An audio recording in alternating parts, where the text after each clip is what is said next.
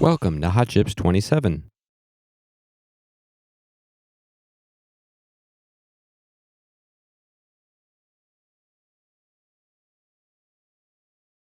Session 7. Processors.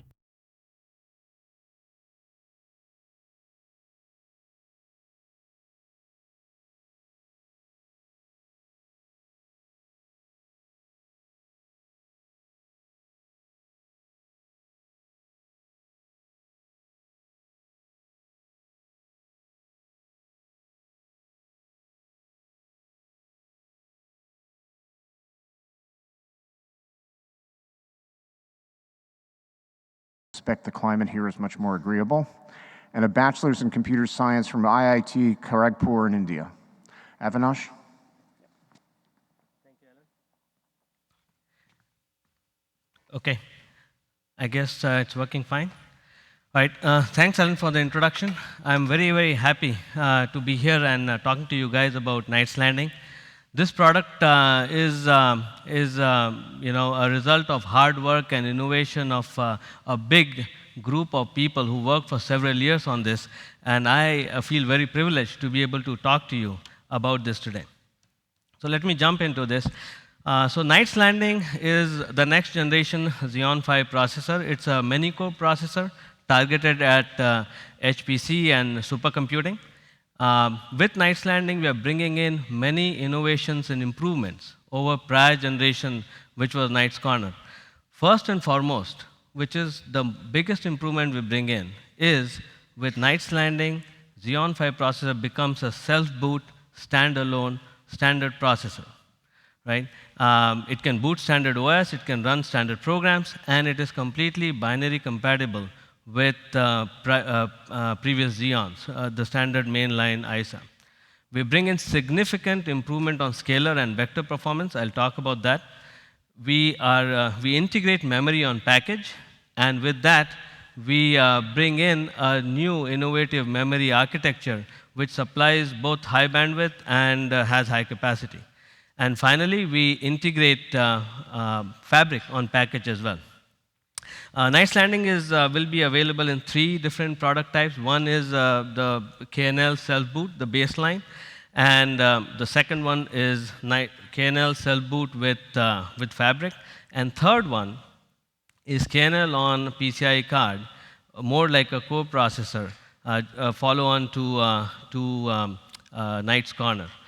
My today's talk will primarily be focused on the first one, which is KNL self-boot. So let me jump directly into the architecture of Knight's Landing and give you an overview of that. Knight's Landing is a many-core architecture. It's based on tiles. There's a concept of tile, which is shown on the left-hand side top there. And then the tile is replicated many times 36 times, and is connected by 2D mesh. And that's what gives you the Knight's Landing processor. Each tile consists of 2 cores. Each core has 2 vector processing units, and there's a shared 1 meg L2 between the 2 cores, and there's a box CHA, which we'll talk about in the next slide. I'll talk more about the tiles detail in the next slide. So this tile is arrayed, there are 36 tiles in KNL connected by 2D mesh. On memory side, as I said, we have 2 types of memory. We have high bandwidth memory, and then we have the regular DDR memory. High bandwidth memory is MCDRAM. And it is those 8 boxes around in the die. Each one of them is 2 GB. So that's a total of 16 GB of on-package memory capacity that's available at sustained stream-tried bandwidth of 400 plus gigabytes a second. So that's the bandwidth you get out of on-package memory, sustained. And then on top of that, we have 6 channels of DDR4, 3 on each side, running at 2400 megahertz, which can support capacity up to 384 gigabytes, depending on the DIMM's size you put on it. And those 6 channels can sustain 90 plus gigabytes a second of stream-tried bandwidth. In terms of I/O, we have 36 lanes of PCIe Gen 3, 2 by 16, 1 by 4. And then we have 4 lanes of DMI. And this DMI is used to connect to the South Bridge chipset, which is what we need to make it a standalone standard processor, because all the legacy support exists in the chipset. Many of the platform legacy support exists in the chipset. We integrate fabric. That's not shown in the picture here. I'll show a separate picture later on. And then in terms of vector peak performance, we have 3+ teraflop of dual precision and 6+ teraflop of single precision peak flops on this. And in scalar performance, it's a 3x more improvement in scalar performance on top of the prior generation Knights Corner. Let me talk about a little bit more detail on the tile. I already talked about the 2 cores, 1 meg L2 and 2 VPU. The core used in Knight's Landing is a new core. It's different from what it was in Knight's Corner. It's a new core. It is based on 2 wide out-of-order Silvermont microarchitecture, but we make many changes on that for HPC. Some of those changes are like we added 4 threads per core. We deepened the out-of-order significantly. We improved the RAS for capability in the core. We made it capable of supporting much higher bandwidth in writing out and reading in, and has much larger TLBs. There are several other improvements, which again I'll talk in a slide where I talk more about the core. The 2 VPUs, these are 2 AVX512 units. AVX512 is the new vector instruction set extension that we're introducing with Knight's Landing. So we have 2 units here that will support 32 single precision and 16 dual precision per unit. Right? And then we also have support for all legacy instructions in the VPU as well. The 1 meg L2 can support 1 line read and half line write per cycle. That bandwidth is shared between 2 cores, and the L2s are all coherent across the die. And then the CHA that I talked about, it's a caching and home agent. It contains the distributed tag directory that is used to keep all the L2s coherent. It supports massive protocol. And then the 2-dimensional mesh that connects all the tiles, those connections are actually in CHA. So that's how things go in and out of the tile. So before I continue, I wanted to take one slide to talk about the different improvements that you're making in KNL, and give you a flavor of why we made those improvements. So first and foremost, the biggest improvement was going to self-boot processor. Right? We went away from co-processor to a self-boot standard processor, and that was primarily to get away from the PCIe bottleneck of latency or power, associated by being a co-processor that's connected across a PCIe. And then going to self-boot processor also enables a standard CPU programming model without having to worry about offload, just a standard processor. So once we make that, several of the improvements that we did after that sort of derived from that one decision. So next thing is we make it binary compatible with Xeon.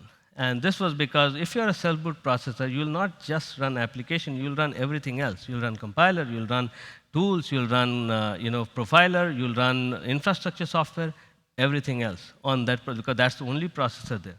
In that case, it's not reasonable to assume that all these other things will get recompiled just because they have to run on Knight's Landing. So hence, to allow all this software to run on it, we make it binary compatible, which means all legacy software can run on KNL unmodified. The next one is we introduce a new core on KNL, and this was to give that big boost in single-thread performance. It was also motivated by being a cell-boot processor, because as a cell-boot processor, you will run the entire app on this. You don't have the flexibility to say, I only run a part of the app. And if you're going to run everything, then there will be portions which are not parallel, and they need to run well as well. So hence, we went to a new core, which gives enough increase in single-thread performance, but is still power efficient for throughput computing. We improved the vector density to 3+ teraflops, and then we introduced this new AVX512 ISA, so that we can provide that increase in vector density in a binary compatible fashion. AVX512 is completely compatible with previous AVX1 and 2. So that way, we just keep that compatibility. We add the scatter-gather engine to improve the gather and scatter performance. And then the new memory technology with MCDRAM and DDR. The reason we did that, MCDRAM is obvious. We wanted to provision the chip with enough bandwidth, significantly enough bandwidth, so that it can, feed the amount of compute we are packing into it. But then, because we are self-boot, we don't want to get limited by small capacity. We want to have enough capacity so that all types of software can run on KNL. And that's why we added DDR, to make sure that everything can run, software doesn't get limited because of capacity in its ability to run on KNL. We add a new mesh interconnect, 2D mesh interconnect. We go away from ring and add a mesh interconnect, so that all this bandwidth that you are provisioning can be sunk into the core, right? It doesn't get bottlenecked within the die. And finally, we integrate fabric so that we can provide better scalability for bigger systems and lower cost. So a lot of improvements on KNL so that we can provide high throughput, high performance compute, high bandwidth in a standard CPU form factor in a binary compatible way. So in this slide, let me now talk about the next level of detail, so the core and the vector processing unit. As we talked, KNL is an out-of-order 2-wide core, right? It's a 2-wide decode, allocate, and rename. It has 3 main units. It has this floating point, or the vector processing unit. It has a memory unit, and then the integer unit. One thing to note, that the floating point or the vector processing unit is not somewhere out there. It is actually very tightly integrated into the core pipeline. Right after allocate, we can schedule instruction into the floating point unit. At execution time, each of these units can execute 2 instructions per cycle. So at execute time, you can have like 6 instruction scheduling per cycle. So it's a 2-wide from allocate point of view, but can schedule and execute 6 per cycle. The floating point and then the integer reservation station are fully out of order, like a standard out of order. The memory reservation station is in order address computation, but we allow out of order completion so that we can schedule behind the load misses. And then we have the recycle buffer that can hold loads that missed or for some other hazards could not go forward, to wait there and while we are scheduling other things forward. Then there are several other numbers that are on the slide, which I guess you guys can read offline on the load port support, and then you have 2 types of TLB, the sizes of TLB. One thing I wanted to point here specifically is the support for fast unaligned and cache line split. So there is no penalty for being unaligned. If you're unaligned the cache line, it finishes at full speed. And if you're cache line split, it still finishes with relatively fast speed of 1 cycle bubble. But there's no major exception or anything if you run into that kind of code. The next, I want to talk about threading. So we support 4 threads on KNL core. These are simultaneously multi-threaded threads. The core resources are either shared or dynamically partitioned between active threads. So resources like ROB, rename buffers, reservation station. If you have 4 threads running active, then they will be divided into 4. If there are 2, then they'll be divided among 2. If you have only 1 running, that 1 thread gets all the resources of the machine. In fact, in many times we find that 1 thread per core is sufficient for us to reach the peak performance because it has the full core to its disposal. Then there are other resources like caches and TLBs are just shared. There is no partitioning to that effect. Those red stars that you see in the pipeline, those denote places in the pipeline where we make thread selection decision. These are mostly in the in-order part of the pipeline, where the logic every cycle looks at available resources, stall conditions, forward progress conditions to make a decision which thread to make it move forward. Okay, on this slide, let's talk about KNL ISA. So KNL I talked about is binary compatible with prior Xeons. This one just shows how the ISA compares. So KNL implements all legacy ISAs that are implemented previously.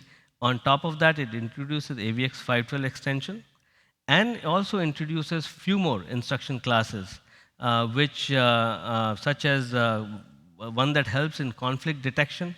that allows compiler to be able to detect certain memory conflicts while vectorizing and allow to schedule code around that. It has certain new prefetch instructions for gather and scatter prefetch, and has some transcendental functions like exponential and reciprocal instruction for transcendental functions.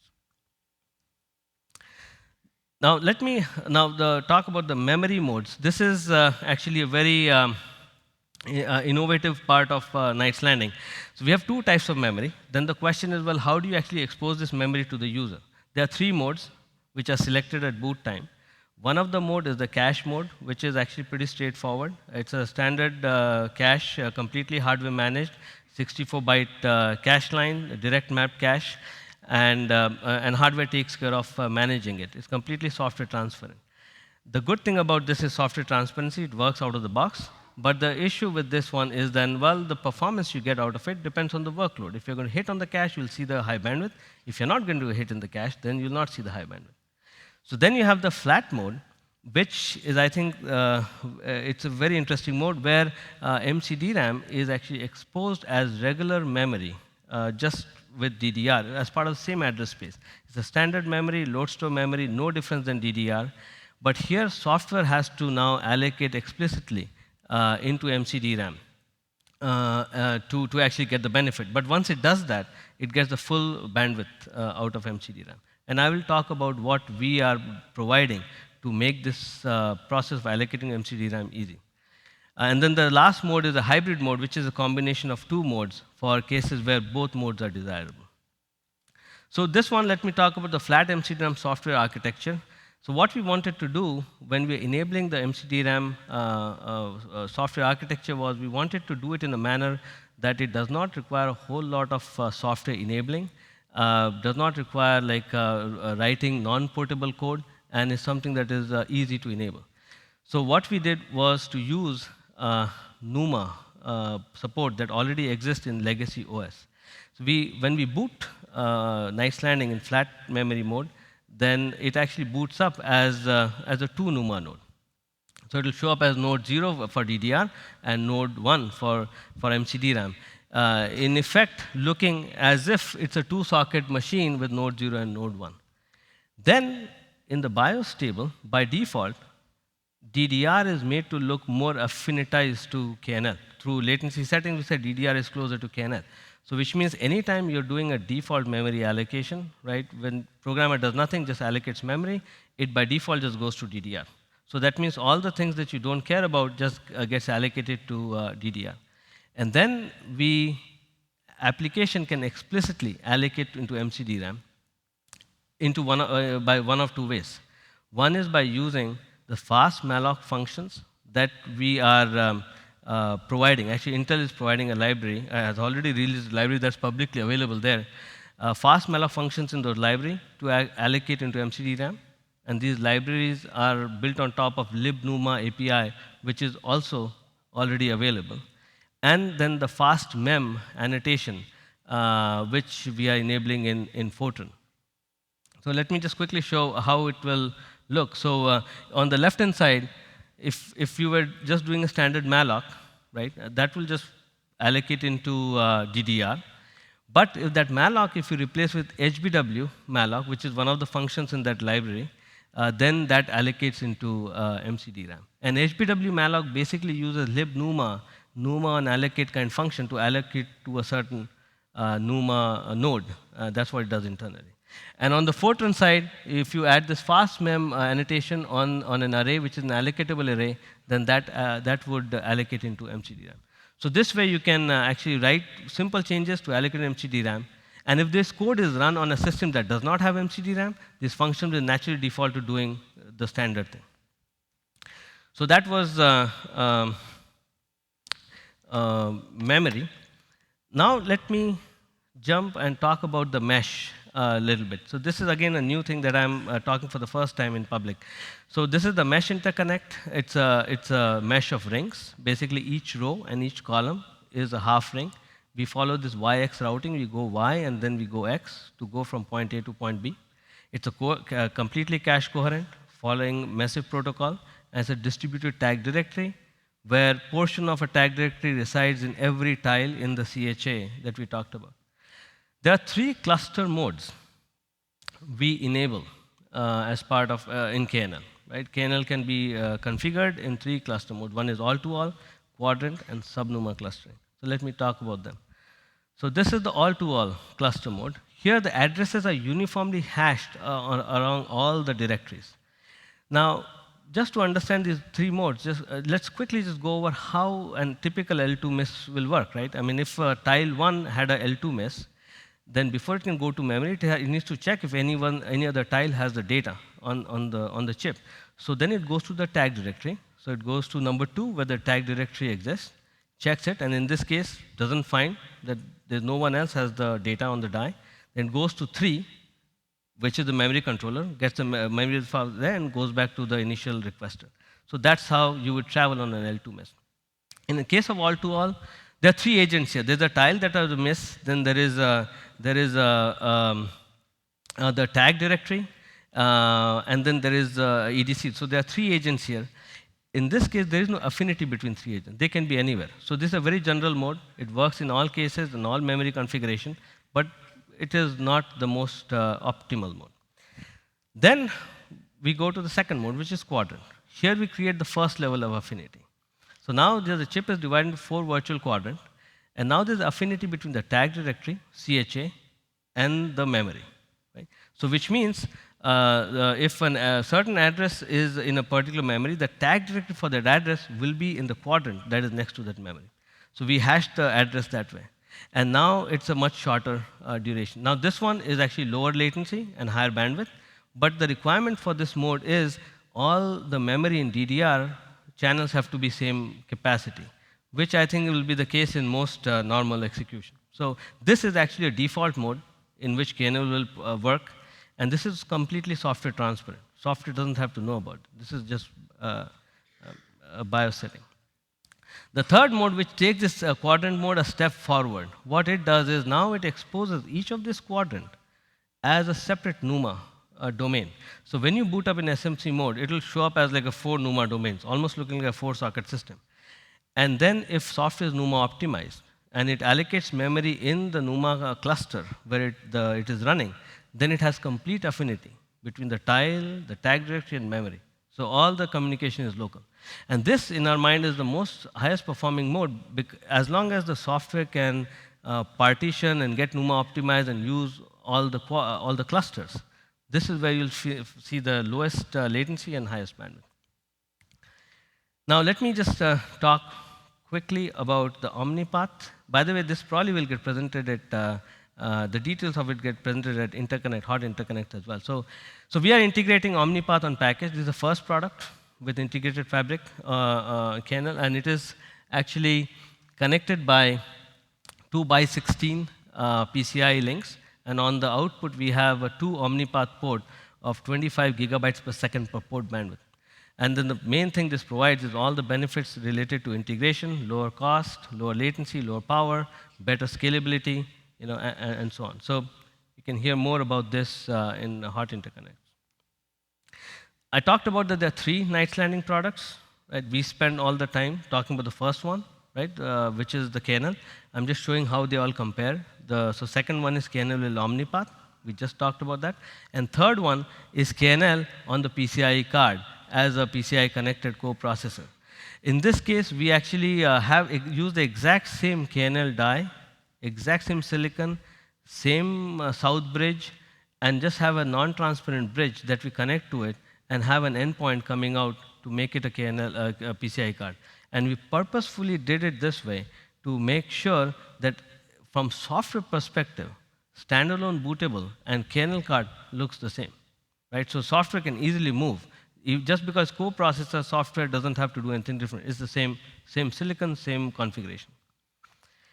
All right, and then in last minute that I have, let's just look at kernel performance numbers. So here I'm showing performance and performance per watt. I have 4 different categories at the bottom. I'm showing spec int rate, spec FP rate. These 2 signify a standard general purpose compute throughput workload. And then I'm showing peak DP flops streams. These are basically the flops and the bandwidth sensitive metrics. And then I'm showing the deep learning training numbers. And these are all relative.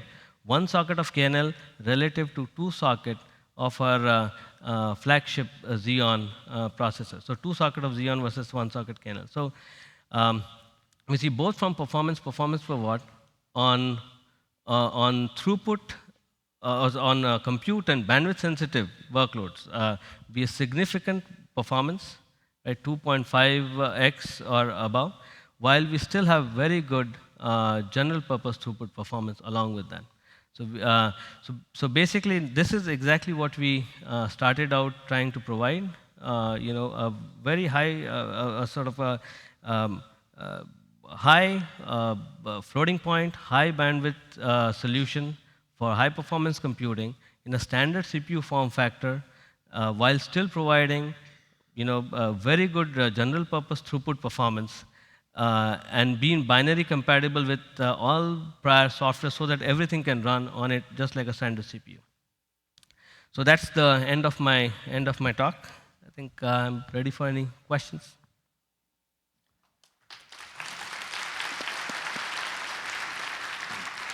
Okay, thank you very much. Anyway, we'll take the usual number of questions if somebody wants to step up. Nobody steps up, I'll let him go because he kept saying, can I have a couple of more minutes? Are there any? Ruby, yes. Yes, Ruby Lee from Princeton. I think it's a very nice architecture. I didn't hear you mention about L3 caches. Are there L3 caches? No, we don't have L3 cache here. L2 is our last level, and then we just go to MCDRAM, which is memory. We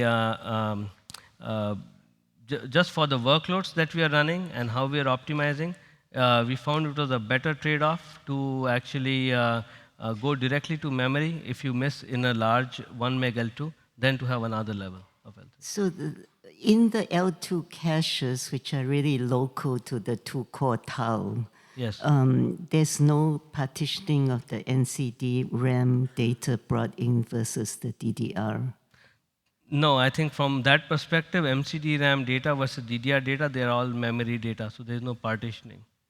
Okay. Are the caches inclusive? They are inclusive. You mean inclusive with MCD RAM or inclusive with L1? With L1. Yeah. So L2 is inclusive with L1 on the data side, but not on the instruction side. So what is in the workload that makes it more efficient directly with DRAM rather than L3? Yeah, I think we can talk about this more, but very short answer is that in many of these HPC workload, either the workload tends to block easily in the caches, and if it does, then it can block in L2. And if it doesn't block easily in caches, then even a megabyte cache is not enough. Then you just need gigabyte caches. But yeah. Okay, I guess we have one more. Oh, no, okay, we've got a questioner here. David Cantor. So I have a question for you about the relative size of the AVX512 unit and the Silvermont core. Can you give me a rough idea of relative sizing of those two? Relative size of what? The Silvermont core with extensions, and then the AVX512 unit within it. Oh, the size as in millimeter and so on. We are not disclosing the exact size. Just relative size. Like, is the vector unit like twice the size of the core, half the size of the core, about the same size? Yeah, we are not talking about exact sizes. Just. Yeah. Okay, we have another question over here.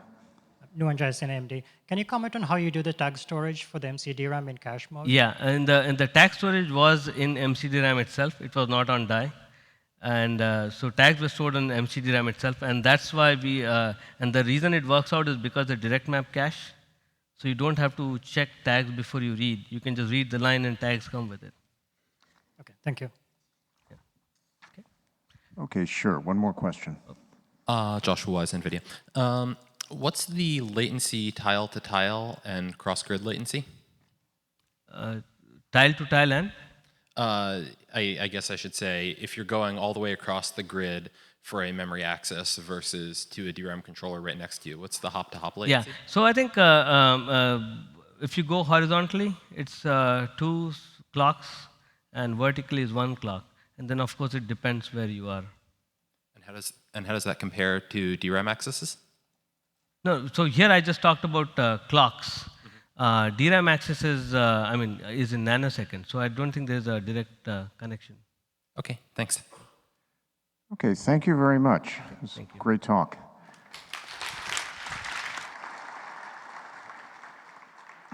Before I introduce the next speaker, I've been asked to point out we have a pair of sunglasses somebody has misplaced, so I'll leave them up here on the table, but at the end of the session, whoever owns them might want to pick them up. Okay, our next talk is going to be about the Intel Xeon Processor D, the first Xeon processor optimized for dense solutions. We have 2 authors for the presentation, Dheemanth Nagaraj and Gianos. Dheemanth is going to give the bulk of the talk. Chris will be here in case anything gets by him. So Dheemanth is a senior principal engineer based out of Intel Bangalore. He's the lead architect for the for the Xeon D CPU. He also led the microarchitecture work on Westmere EX and Broadwell server CPUs. Prior to joining Intel, he was with HP and contributed in various technical capacities to the Itanium CPU family, the HP Superdome scale-up chips, and the PA RISC CPUs. He has a master's in electrical and computer engineering from Purdue and a bachelor's in electrical engineering from the National Institute of Technology in Surathkal, India. His co-author is Gianos, who's a senior CPU architect with the processor design group at Intel. Chris joined Intel in 2001 when Intel acquired the Alpha CPU design team from Compaq and has been designing both the Itanium and Xeon processors ever since.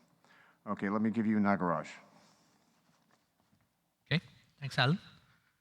It's always a hard act to follow a night's landing talk from Avinash, but I'll give it a shot. So I guess supercomputers to entry-level servers all in 1 hour, I guess. That's the way Alan planned it. Okay, so let's get started. So what are we really going to be talking about today? So the first couple of files, we will talk about what Xeon D is all about. We also interchangeably use the word Broadwell D, which is the first incarnation of Xeon D. It'll just give you a sense for what was the design motivation, what segments we're trying to target, and so on. And then we'll jump into the architecture overview, talk about the features, few enhancements on the Broadwell core, the enterprise class features we bring to the table across virtualization, RAS, security, and power management. We'll talk a little bit about the integrated Ethernet features. And then storage is one of the key segments. We'll talk about some of the key storage extensions that are part of this SoC. Quickly walk through a few performance benchmarks, and then conclude the talk. Okay? All right, so what is the Xeon D processor? Right? So it is a new product family focused on low power, and it is really optimized for workloads that scale with single socket nodes, right? As opposed to our traditional E5s and E7 Xeons, which are scale up 2-socket and 4-socket nodes, right? The focus here has been to bring Xeon class RAS, virtualization, and performance capabilities to the 20 to 45 watt design points. From a design standpoint, the focus has been on achieving breakthrough performance per watt, and we're also looking at form factors very closely, and we really, the focus has been on optimizing end-to-end, both the design from the SoC standpoint and the platform standpoint for dense form factors. So that coupled with the feature set that we integrate, it could be the networking and typical networking and storage IOs, or it could be specific features that I'll talk about later in the talk. That coupled with everything I said before should make a very compelling, cost-optimized entry-level product. Okay. All right. So with that background, where does Xeon D really fit in? So you can think of it really as a design that is optimized for form factors that either are constrained thermally, and so you really need to have a low TDP. You have board real estate constraints, or these are usages that require a very high compute density, right? And so what comes to mind with that is, these are where it plays, right? Mid-range comms, entry storage, dense hyperscale cloud. There are some examples on the file out here where, from a comms perspective, it could get into branch routers, It could get into security appliances and wireless radio network controllers. Entry storage, again, the mini ITX form factors, either for cloud warm data storage or for small and business units, small and business appliances. Or from an enterprise perspective, with everything that we are bringing to the table, it can play in the enterprise at the entry level as a unified SAN and NAS kind of an offering, right? I also call out dense hyperscale cloud, so things like dedicated hosting and the web tier. But frankly, if you really look at it, our workhorse E5 Xeons are still the overall best TCO in this space. Okay, so quickly looking at compared to what we have today, it's a one socket Xeon E3, or it could be the Atom SoCs that are one socket, the S1200 series, or the C2000 series. Really, the focus has been on enhancing the level of SoC integration, like I said before, both in terms of feature set and IOs. The second aspect is around providing performance and scalability. And the scalability is essentially looking at how can our customers design a single platform that can span different price performance points. And the scalability could be in terms of the core count, it could be the LLC sizes, or the memory capacity. And then, like I said before, there is server class RAS and virtualization. And it could be in the form of memory RAS, it could be form of APIC virtualization, and so on. Okay. A quick slide on just the design thought process that has really gone into building this. The mantra here has been all about co-optimization between the SoC and the platform. So if you look at performance per watt, for example, which is a key vector, we're really looking at not just the SoC performance, but also the node performance and the rack performance, right? So the first order of business is to really look at making sure that the performance that we're providing is balanced between compute, memory, and I/O bandwidth. And then we really look at it and say, okay, so there's a certain performance point that we're trying to target, and then we triangulate between the performance, the TDP, and the thermal solution, and so on. And then once you figure out what's the right frequency for the latencies that you need to support for these workloads, the thought process, if you really look at the graph on the top, right? So if you really look at this, the optimization that we're trying to look at is power and frequency. The power scales linearly for a certain point, and then it's cubic, as we all know, right? So once you hit the frequency that's optimal, the focus has been to really be as close as possible to the knee of this power frequency curve, and that gives us the best performance per watt for the SoC, right? And then when we pack in, and this also allows you to pack a lot more cores than you would normally have.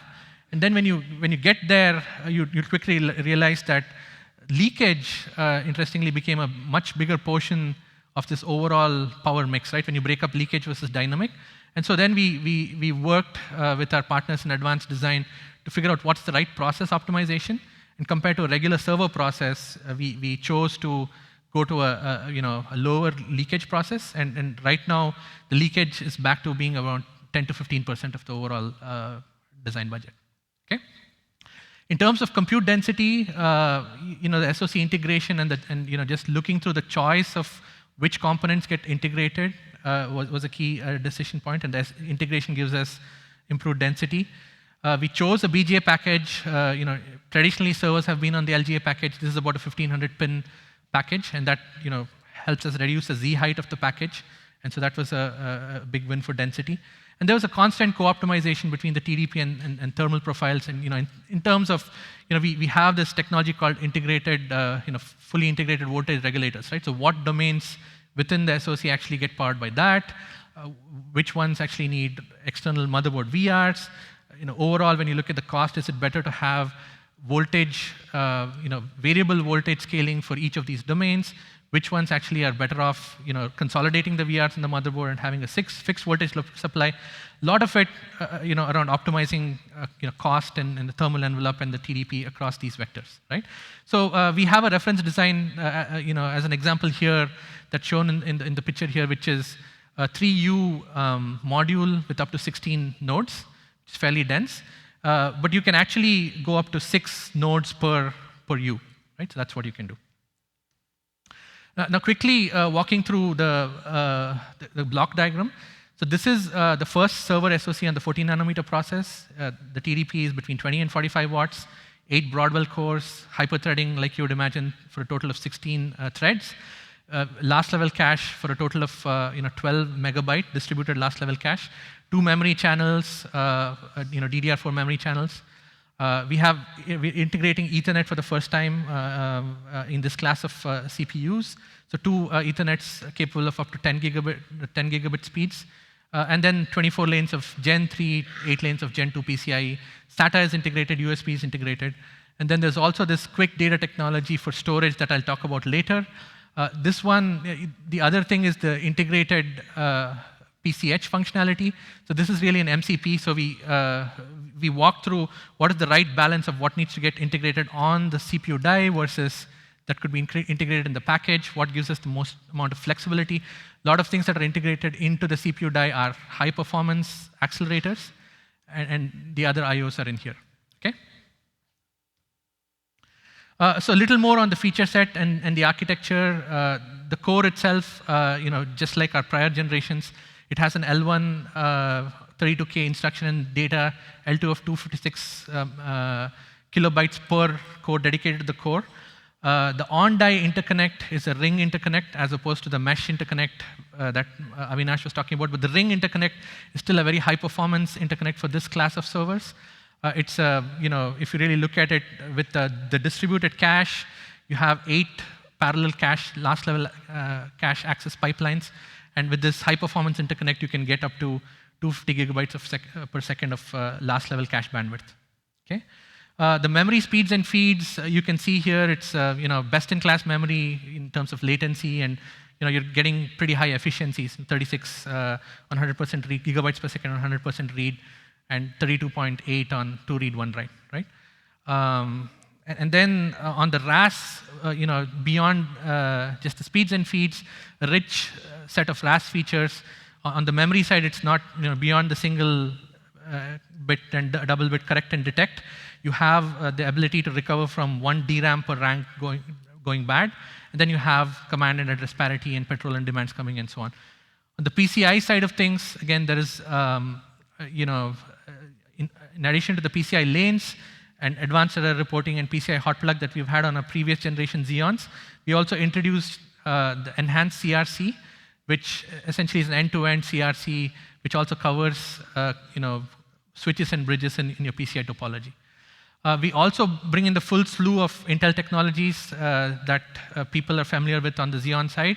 It could be the VT, VTX or VTD. It could be the trusted execution technology, AVX 2.0, and then I'll talk in a little more detail on the PSE, which is the platform storage extensions. Power management, again, I briefly mentioned the integrated fiber. That actually has 15 power domains, so a lot of fine granularity power management, and each core is its own voltage and frequency domain. So it allows features for things like per core P states and so on, and the uncore and the core can independently scale frequencies depending on some heuristics of the workload, right? And then I'll talk in a little more detail on the hardware power management, which is a new concept. Okay, I'll quickly skim through the core. This is an evolutionary improvement over the in 14 nanometer over the Haswell core.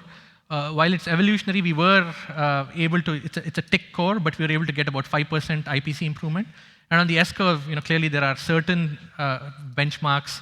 When you look at the improvements on things like the floating point divider and so on, right? There are certain workloads like Black-Scholes that get 2x or 3x kind of improvements on the S-curve, right? But on average, it's about 5% IPC. There are other improvements both for large code footprints and small code footprints. ISA improvements, a lot of them are focused around security enhancements. A couple of good examples would be, a newer version of the add with carry, which actually helped improve the RSA public key performance by about 30%. Right? Read seed is another new instruction. It actually provides a seed for a software pseudo-random generator, and we were supporting something called a read ran before, which is also supported, but this is truly with multiplicative, predictive resistance, right? So you take a 64-bit vector and another 64-bit, you get 128 bits of resilience, right, from a security standpoint. Okay. And then from an integrated NIC perspective, there are 2 ports with a lot of features across virtualization, manageability, and power management. So each of these ports can run either at a 10 gig, 2.5 gig, or 1 gig. The drivers are supported on the usual suspect OSs, the Windows and Linux versions. Virtualization, again, a rich set of features across SRIOV, VMDQ. We also support something called a virtual Ethernet bridge. So if you want to just have 2 VMs talk to each other, there is an internal loopback that it can use instead of implementing that virtual switch in the VMM, right? And then there's something called data center bridging, which supports up to 8 traffic classes. So you can have flow control and prioritized flow control independent of each other, right? So you can actually have multiple classes of traffic and then specify what's the priority level and not have one block the other, right? In terms of manageability, interfaces, we have SM bus and NCSI. We have a bunch of L2, L3 filters. And then we have a feature called BMC pass-through, which allows you to share the same NIC between the onboard BMC and the host. Okay? And on Ethernet, we support adaptive power management through EEE. Okay? Quickly on virtualization, I'll talk about the QoS improvements in a little more detail on the next couple of files. But essentially, features that enable managing your resources, profiling and managing your resources better. Posted interrupts is a new feature that kind of complements APIC virtualization. It essentially is a mode which allows you to actually post interrupts as a memory write. So if you have an interrupt, you can categorize certain interrupts as lower priority, and instead of having them wake up a VM that's not even active, it can get posted to memory, and then when the VM wakes up, it can go service it, right? So it essentially reduces the number of false VM exits, and it also improves the real-timeness of interrupt handling in certain use cases, which is very important for things like cloud, RAN, and things like that, right? And then there's page-modified logging, which builds on the AD support, where you actually have indications of which pages were modified, instead of having the software, when it's doing checkpointing, instead of having it go scan, a bunch of page table entries in the EPT. Okay. Again, this is a quick, kind of a diagram. So here is, in terms of cache monitoring, you have resource IDs that the hardware provides, and you can have VMs or a thread tagged to these resource IDs, so you can actually profile the workload. And if you have certain threads that are misbehaving, you can actually figure out, for example, here, right? You can figure out that there's this orange thread that is kind of misbehaving, and then you can actually apply it when you come to the allocation policies. You can actually manage the last level caching resources, and actually you can restrict the misbehaving thread to only use certain ways, right? Similarly, on the memory side, this is for bandwidth-aware scheduling. So you can similarly do profiling with this as to what the memory utilization is, bandwidth utilization is across threads or across applications.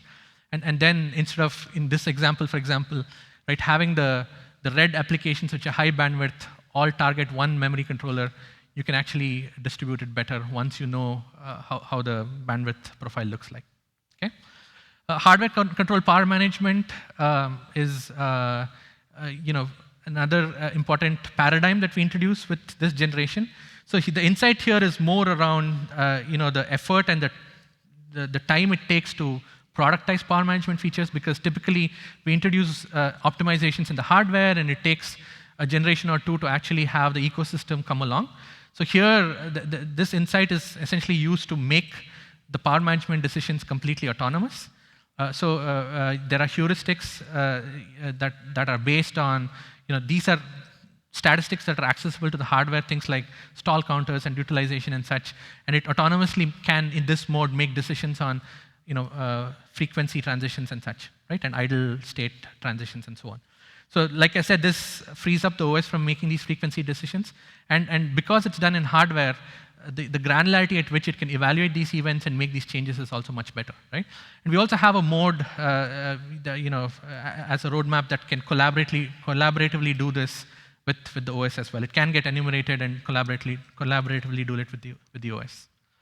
Okay, quickly on platform storage extensions. This is a key segment that this product line will be supporting. So here, a lot of the features are around improving the performance of storage, improving the availability, and overall bringing down the cost of solution to the kind of form factors that are shown here, right? A dual canister, a really, a small form factor kind of usages. So there's a feature called asynchronous DRAM refresh, which essentially is the ability to recover better from a power failure, where you can push in-flight data in the controller and quickly get into self-refresh. So your battery backup doesn't really need to service the whole SoC. It can just back up the DRAM, right? Then there is a feature called non-transparent bridging. This is a glueless PCI to PCI connectivity, which allows you really to one of these canisters can, and I'll talk about this in a little more detail, one of these canisters can actually have a window into the memory space of the other canister. And this, for high availability kind of flows, right? When you want to replicate data that's traveling, this is something that that we are actually supporting in this. And since it's integrated, we don't have to have an NTV bridge outside. Quick data technologies for low latency, high bandwidth data movement, and the data movement could be from memory to memory, or from memory to I/O, or from I/O to I/O. And with this, we also support data integrity features such as the T10 diff, insert strips and updates, and so on. PCIe dual cast is the other feature that's supported here, where you can actually have a memory write, or you can have an I/O write that can target multiple destinations, so you save memory bandwidth. And so if you put all these together, this is just an example of an enterprise class solution that you can actually bring to these form factors, because this is in this example you have two canisters, and you have the servers and you have the storage, and these are storage controllers, and there is redundancy between these two canisters. So data, you replicate the data that's flowing through each of these, and it's doing either rate computation or diff computation and so on, but you want redundancy, right? And then the NTB, as you can see here, acts as a way for you to replicate that data, and the PCI dual cast, if you're pulling data from storage, for example, it can go into memory at the same time it can go into the other canister, so you save bandwidth. So things like that, right? So you can actually bring these enterprise cache solutions to this form factor. And then let's not forget that these are big, powerful Xeon cores, so there's a lot that the core can be doing as well. You can have a lot of your rate computations and CRC that's happening through the ISA. Okay. Quickly talking about some performance benchmarking. So there are a couple of quick things I'll cover here. So in terms of web and the caching tier, this comparison is between a pre-production Xeon D, and there's more optimization to be done before we launch this, comparing it with the best-in-class Atom 2.4 gigahertz processor that's today available in the market. There's no surprise, you can actually, the peak performance is 3.4x on something like web serving, but the performance per watt is also impressive. It's 1.7, right? And then similarly, on memory caching, it's 2x plus. Server-side Java, it's 3x plus. And then if you look at the more compute-intensive spec in CPU kind of workloads, here we also show a comparison with Xeon E3s. So this Xeon E3 in here is the version 4 Broadwell-based Xeon E3. And you can see that the spec-int score is quite impressive. It's better than Xeon E3s, but you can deliver this class of performance at highly optimized performance per watt. So if you compare it with the Xeon E3, there's over 2x performance per watt improvement, right? And so essentially what this is showing is you do get Xeon class performance at a very high power efficiency. And then this is more of a, if you look at, this is more of a theoretical, you look at the form factors and build up, let's say a 15 kilowatt 42U rack, you can have up to 3x in terms of density, right? You can have up to 3x the number of Xeon Ds as compared to a Xeon E3. Okay. Quickly touching upon some networking and storage performance. The top graph shows DPDK-based L3 forwarding. You can pretty much see that across different packet sizes, you do actually have a throughput in terms of the packet throughput. You do meet what you expect in terms of the theoretical packet throughput. And then the graph below is looking at running some of these storage type cryptographic workloads, both on Xeon D, right? One is with OpenSSL and the other one is with ISA-L, the Intelligent Storage Accelerator, I think. Library is what it stands for. So what you see here is the ISA-A libraries, which actually optimizes, these are functions libraries that provide acceleration using AVX3, using things like ASNI, which are supported on the big core. So you see that, in conjunction with that, you see a pretty big performance upside, right? So anywhere between 1.3 to 7x, right? So that pretty much gets us to the conclusion. So we're excited to bring this product line to the market. So Broadwell DE, the first incarnation of Xeon D, brings Xeon class performance, and not just performance, but a slew of capabilities in a dense form factor with very high power efficiency. A lot of the focus has been around the engineering to co-optimize the SoC in the platform to get to these power targets and density levels. Like we talked about, a rich slew of feature sets that we inherit from our prior generation Xeons, but also a good measure of new features across virtualization, security, and power management. And then, what we believe is that with this, it provides new optimization points for hyperscale cloud or for networking and for storage, where you need dense form factors and low power, right? And from a performance standpoint, there was a good comparison with E3s and as well as on Atom. And as you can see, it provides Xeon class performance at power efficiencies that exceed what we have with Atom today. Okay, thank you.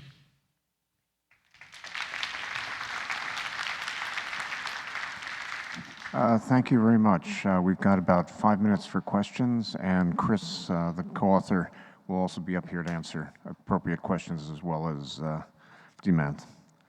Okay, who we got? Hi, Kevin Cruel from Tirias Research here. Hey. I'm sorry, I have to be a little pedantic about something, but you're calling it an SoC, but it's a system in chip or a multi-chip module. Was that a marketing decision to call it an SoC? And how do we now differentiate a fully integrated die from a multi-chip module? Yeah, good question.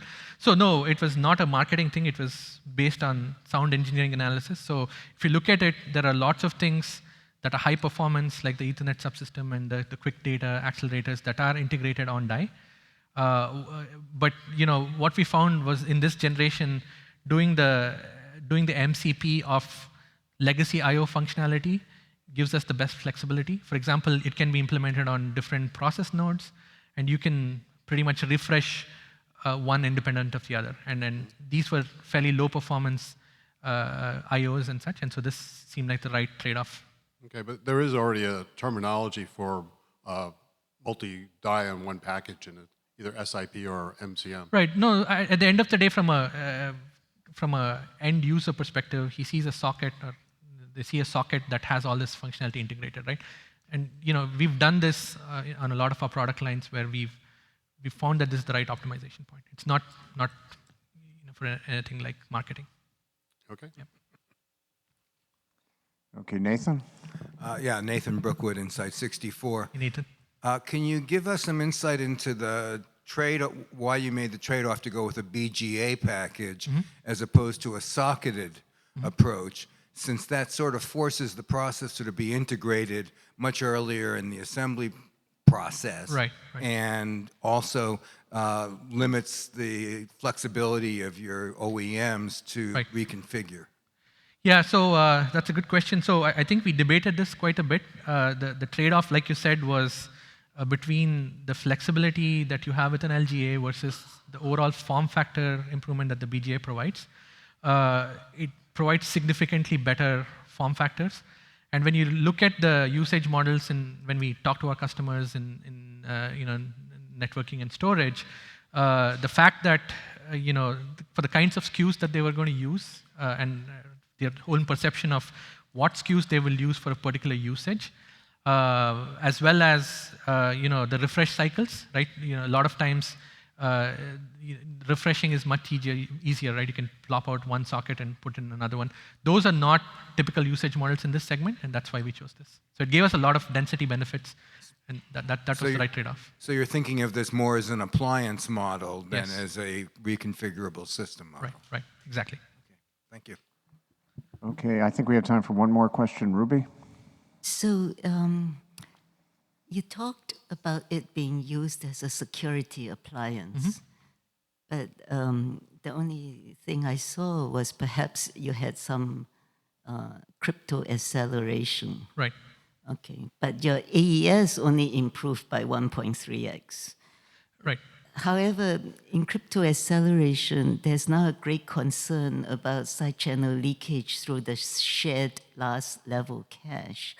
And apparently certain features like large pages and inclusive caches and the way you slice your LLC affect these things. So I was wondering, do you have inclusive caches and large pages in this chip? Yes, all the caching is completely inclusive. The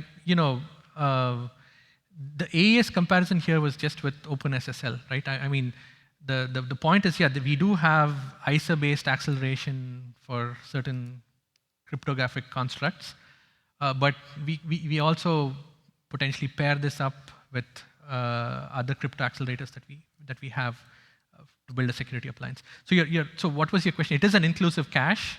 It includes large page support? Yes. Like up to 2 Yes. 2 meg. 2 meg, yes. And does it include SGX? No. Not yet. Not in this generation. You seem to know a lot about our roadmap.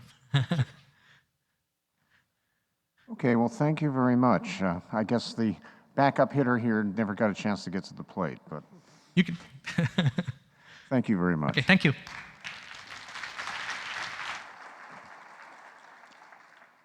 I was reminded that Intel calls this a Xeon, and it's not a chemistry conference, and I said Xenon. I think Intel actually just has a spelling problem. But, it's copyrighted, it's copyrighted.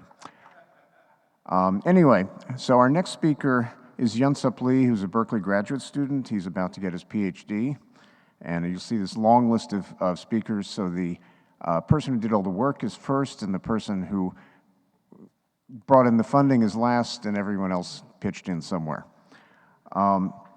Yunsup co-designed RISC-V, or RISC-V, a free and open instruction set architecture with Andrew Waterman, Dave Patterson, Kirsty Isanovich, and has been working on various aspects of the project to make RISC-V, is it RISC-V or RISC-V? RISC-V. RISC-V, the standard ISA for industrial implementations in education. He also works on future data parallel architectures to make computer systems more energy efficient and flexible to program.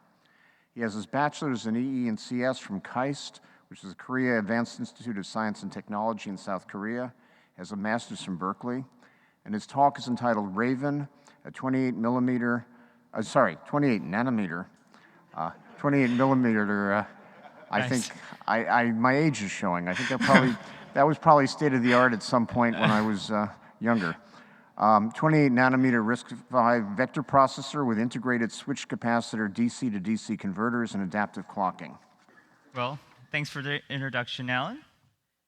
Today, I'm really excited to talk about the Raven project and RISC-V. This is the first RISC-V talk at Hot Chips. Well, I definitely want to see more talks in the future.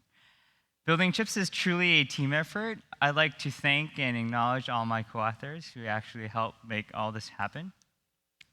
So energy efficiency constrained everything in 2015. SoCs are designed with an increased number of voltage domains for better power management. It's not only that, the voltage and the frequency of these voltage domains are dynamically changing to maximize energy efficiency as performance requirement changes over time. Off-chip voltage regulators is a commonly used technique to implement these type of systems. However, there are many drawbacks. So for example, the first, only a few voltage domains can be supported. Second, costly off-chip components such as inductors are commonly used. This increases the cost and complexity of packaging. Third, mode transitions are typically slow because of the slow on-chip and off-chip feedback loop. However, if you can integrate all the voltage regulation on chip, there are many advantages. First, you can support tens or hundreds of voltage domains very easily. Second, no off-chip components are required. That dramatically decreases the cost and complexity of packaging.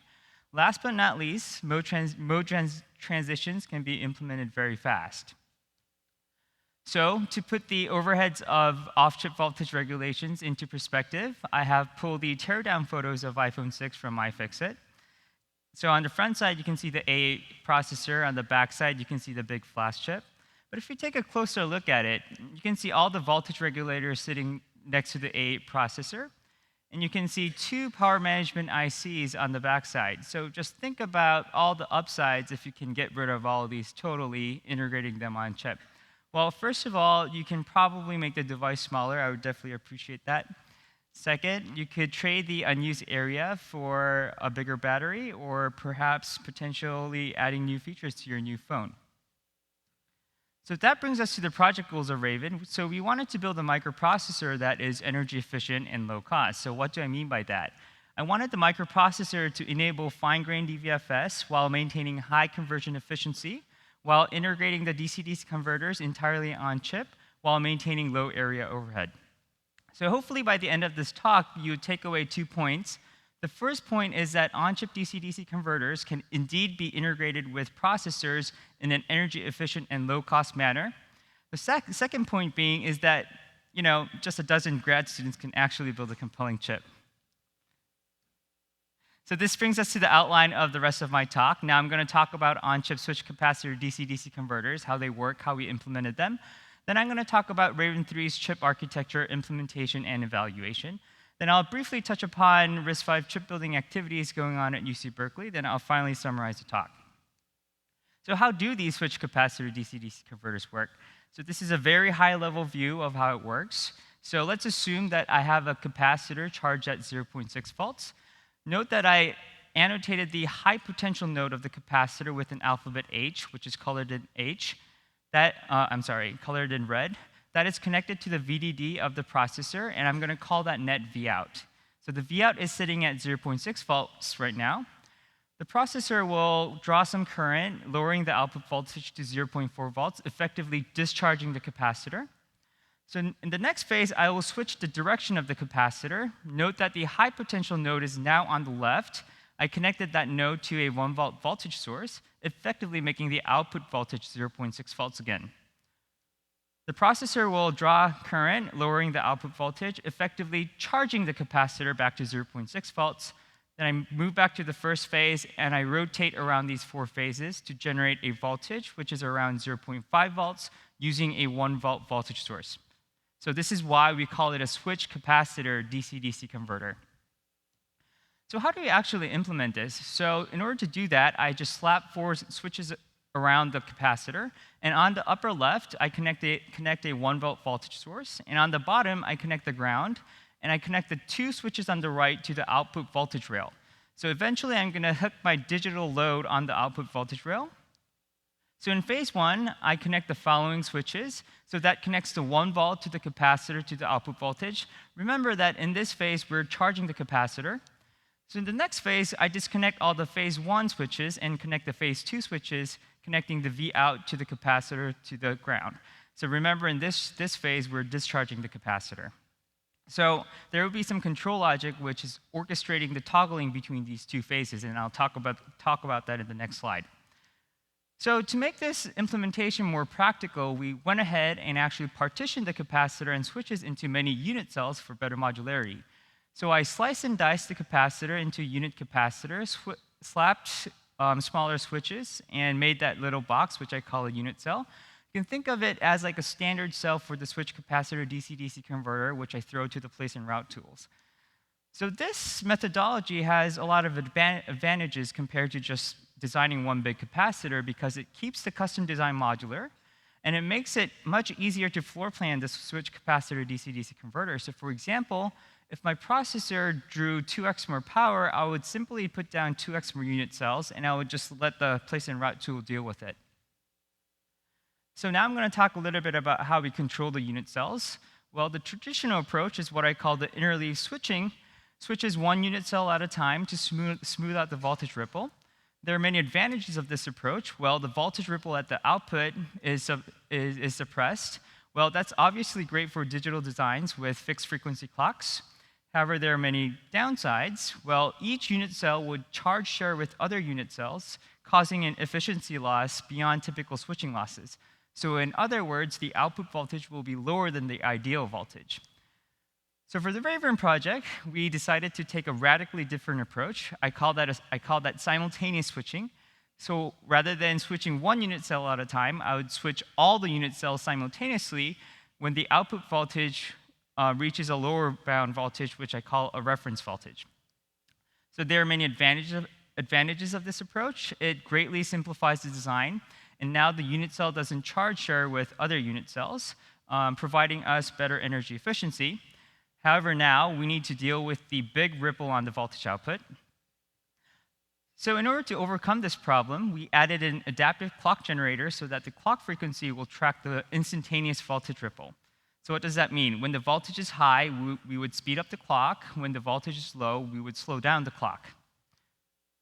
So this is how we built our self-adjusting clock generator. You can see the rippling output voltage over there coming out of the switched-capacitor DC-DC converters. That powers the tunable replica circuit, or TRC. That's adjustable between 4 to 124 FO1 inverter delays. The TRC is supposed to mimic the critical path of the processor. So when the TRC generates a pulse to the controller will select one out of the 16 DLL phases, and then it will use that to generate the core clock. One thing to note here is that we apply two TRCs that governs the falling edge and the rising edge of the clock, effectively controlling the duty cycle of the clock. So now I'm going to talk about how we reconfigure the switched-capacitor DC-DC unit cells to implement dynamic voltage frequency scaling. So you can see on the upper left, that's our slightly modified unit cell design. So as you can see, we have stacked the two basic unit cells together. And on the top, we added a bypass switch. And in the middle, we have added a serial switch. So for the 1-volt mode, I disconnect all the switches from the capacitor to the output voltage, and I short-circuit the 1-volt supply voltage, effectively supplying 1 volt to the digital load. So we also use this mode as our bypass mode so that we can characterize the processor's performance and power consumption at an arbitrary voltage without any DC-DC converter intervention. So the way that we generate the 0.9 volt is now, we disconnect the bypass switch, we disconnect the serial switch, I connect the 1.8 IO VDD to the unit cell, then I just operate the switches at an ordinary phase. That would effectively have the input voltage generating 0.9 volts. So to generate 0.5 volts, I rather connect the core 1 VDD to the unit cell, effectively generating 0.5 volts. To generate 0.67 volts, I changed the topology a little bit during phase 2. In phase 2, I connect the serial switch so that I effectively discharge the capacitors in serial. That effectively lets us take 2/3 of the input voltage, generating 0.67 volts. Mentioned before, we implement a simple lower bound control. So we have a voltage comparator firing at 2 gigahertz, comparing the output to the reference. So once the output falls below the reference voltage, a toggle signal will be generated, which is fanned out to all the unit cells, which will make the phases of the switches change. So all in all, this is the operational waveform. You can see the output voltage is rippling, and once the output voltage falls below the reference voltage, the toggle signal generates, and the phases of the switches will change. So I'm going to switch gears a little bit. Now I'm going to talk about the chip architecture of Raven 3. So at the heart of the chip, there is a RISC-V scalar processor with a floating point unit. I'll talk about RISC-V in the next slide. Additionally, we have a very cool vector accelerator sitting on the side, improving energy efficiency for data parallel tasks. The scalar core and the vector accelerator both have their own private caches, and they share a 32 kilobyte non-blocking data cache. And all the caches and all the vector register file uses a custom-designed AT-SRAM macro, which is able to run at low voltage. So we instantiate 24 switched-capacitor DC-DC unit cells for the design, which takes 1.8 volt and 1 volt and generates 4 different output voltages. So the output of the converter is powering the entire core area, which is about 1.2 square millimeters. And all the unit cells share a lower bound DC-DC controller, which generates a toggle signal. The adaptive clock generator takes a 2 gigahertz clock and monitors the output voltage and synthesizes a clock cycle by cycle. The uncore sits in a fixed voltage domain, which talks to the off chip and communicates with the core using async FIFOs and level shifters. So hopefully by now, I hope you heard RISC-V at least once. RISC-V is a new, open, and completely free general-purpose ISA developed at UC Berkeley starting at 2010. It is a simple and clean slate design. The base instruction set is less than 50 instructions, and with that, you are able to boot Linux and run the modern software stack. RISC-V is modular and has been designed to be flexible and extensible to better integrate accelerators with host cores. And we pretty much ported all the software stacks to RISC-V already. We have all the standard GNU toolchain, LLVM, Clang, Linux, Yocto, and et cetera. So all the open source projects, if you're interested, please check out riscv.org for more details. So this is a scalar core that we put together on the chip. It's a 64-bit 5-stage single-issue in-order pipeline. It is designed to minimize the impact of long clock-to-output delays of SRAMs. We deploy extensive branch prediction, and we also have an MMU, and as well as an FPU, which supports single precision and double precision fuse multiply add operations with hardware support for subnormals. So every time I talk about RISC-V Rocket, the first question I get is, so how does it compare to industrial designs? So in this table, I compared the RISC-V Rocket processor to the ARM Cortex-A5 processor, which is the most comparable single-issue in-order pipeline. One thing to note here, however, is that the ARM processor is executing a 32-bit ISA, while the Rocket processor is executing a 64-bit ISA. So in terms of dry zone score, we are a little bit higher, and if we map the Rocket processor to the same TSMC 40G+ technology, we're smaller in area, mapped to about the same frequency, and we're kind of half the power. One thing to note here is that the TSMC 40G+ technology is not the same technology we use to tape out the Raven chip. The only reason why I picked this technology is because ARM reports the numbers in that technology. Well, I acknowledge that this is not an apples-to-apples comparison. However, the takeaway point of this slide is that RISC-V Rocket is indeed competitive to industrial designs. So now I'm going to talk a little bit about the Hwacha Vector Accelerator. This is a pretty cool piece of technology which gets the very good energy efficiency numbers that we're seeing. So we get a PC from the Rocket processor through the queue. The vector issue unit goes ahead and fetches its own vector instruction from the L1 vector instruction cache, decodes the vector instruction, clears all the hazards, it sequences that vector instruction for all the elements in a vector, and then it generates bank microops for the vector lane. So in the vector lane, rather than relying on area-inefficient multi-ported register files using flip-flops, we use one-read, one-write SRAM banks, SRAM macros to bank the vector register file, which is a lot more area efficient. Then we exploit the regular access pattern through the vector register files and just put down a couple operand registers per bank. Then we are able to read out multiple operands per cycle. So we also have per bank integer ALUs, increasing integer throughput. And lastly, all the banks share long latency function units, including the vector memory unit, which talks to the shared L1 data cache. So this is the resulting chip. It's about 1.3 millimeter by 1.8 millimeter fabricated in SC28 nanometers FDSOI technology. In the middle, you can see the single-core RISC-V vector processor. The core area is about 1.2 square millimeters. On the side, you can see all the 24 unit cell DC-DC converters, including the controller on the bottom. The converter area is about 0.2 square millimeters. That brings us about to an area overhead of 16%, which is pretty competitive. And on the bottom, you can see the adaptive clock generator. And the resulting chip runs at a maximum frequency of 971 megahertz, and it achieves a maximum energy efficiency of 34 double precision gigaflops per watt without the converter, and 26 with the converter. So this is our test setup. On the left, you can see the chip wire bonded to our daughter board PCB. And if you take a look at the upper right, you can see the daughter board plugging into the motherboard, which plugs into the Zinc FPGA board, which controls the chip. And on the lower right, you can see actually the chip booting Linux. I hope you saw the demo out today. So these are the voltage measurements that we captured from the oscilloscope. You can see that the chip is running at four different voltage modes. The chip is fully functional during all the 4 different voltage modes. It's able to boot Linux and run user applications such as Python and etc. So this measurement shows the chip moving between different voltage modes. And as you can see, the transition is less than 20 nanoseconds between modes. This is really fast. So now I'm going to talk a little bit about the converter efficiency. The traditional metric of efficiency, when you calculate it, you measure the output power and the input power, and you just divide those 2 numbers.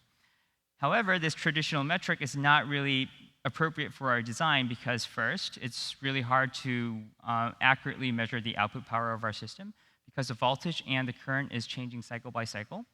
And second, even if you can measure the power, the traditional metric is not capturing the effects of adaptive clocking. So we went ahead and we defined our own metric called system efficiency. It is the ratio of energy required to finish the same workload in the same time with the converter versus without the converter. So as you can see in the graph, on the x-axis, it's the total measured time, and on the y-axis, you can see the total measured energy. So we run double precision matrix multiplication on the vector unit, and we measure the time and energy, and we plot it on this graph.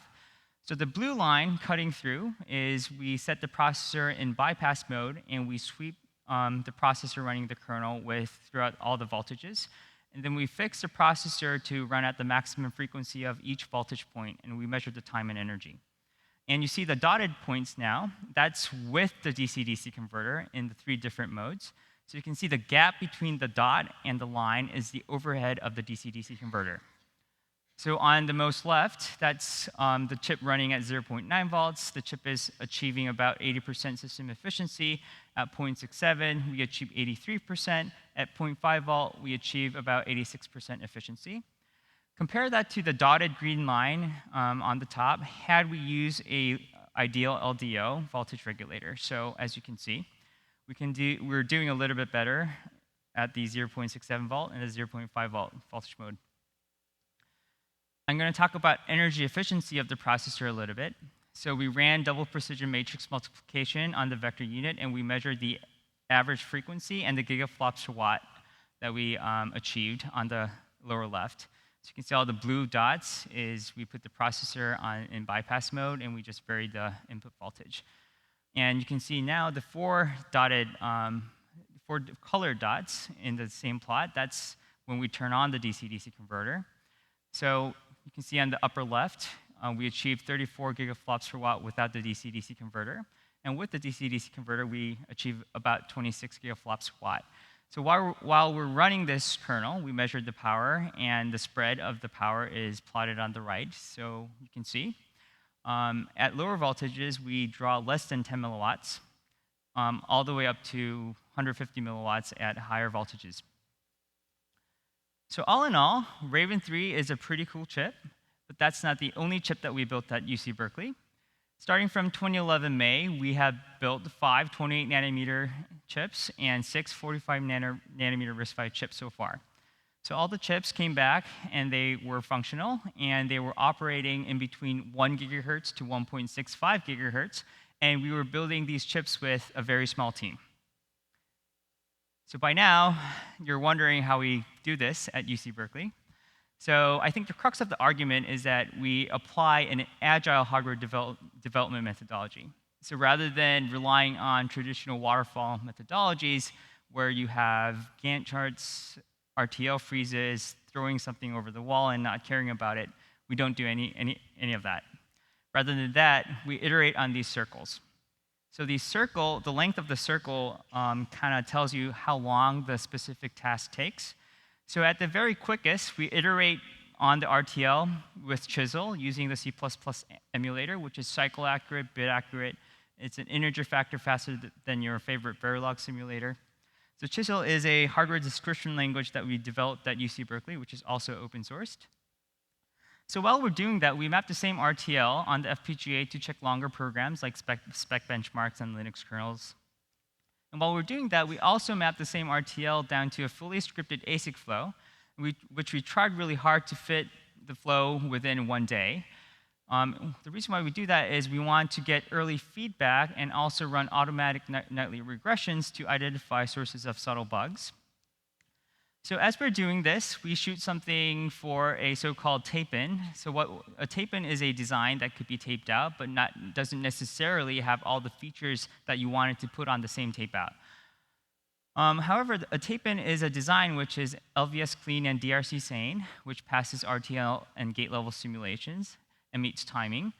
So as time comes by, the deadline of the tape-out comes, and you kind of decide whether or not you want to send out the most recent tape-in. And if you decide to do so, you just clean up the remaining DRC problems, and then you send it out. Then you get the chip back, then you package it, then you measure it, then you figure out what you could have done better. So then eventually, we would shoot for a big chip tape-out. So in summary, the 28-nanometer Raven 3 processor features fine-grained and wide-range dynamic voltage frequency scaling. Transition time is less than 20 nanoseconds for a wide range 0.45 to 1 volt. We integrate all the DC-DC converters entirely on chip. We achieve high system efficiency, higher than 80%, as well as extreme energy efficiency, 34 to 26 double precision gigaflops per watt. The key enablers were RISC-V, a simple yet powerful ISA, which is also free and open, and also our agile hardware development methodology, tongue-in-cheek build hardware like software. Last but not least, we also relied on Chisel, which lets designers to do more things with less effort. So all the RTL used for this chip, as well as other RISC-V core generators and software tools, are open source at risc-v.org. So hopefully by now, I have convinced you that energy-efficient, low-cost on-chip DC-DC converters are actually buildable. I'd like to thank all of our sponsors, and I'd be happy to take any questions.